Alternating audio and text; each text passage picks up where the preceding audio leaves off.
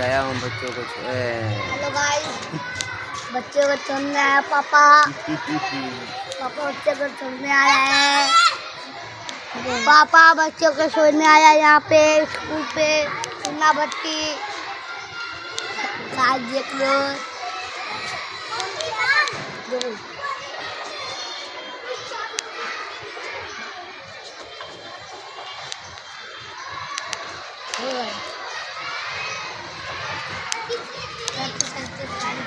छुट्टी कब होगा?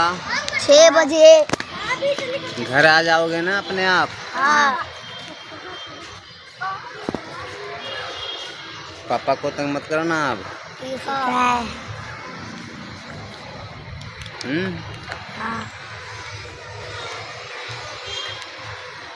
आरो बोल रहे हैं।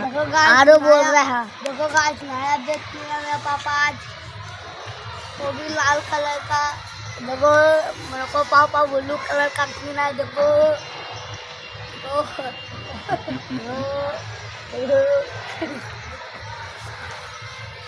सब ये गला छोड़ के चल जाए। पापा तू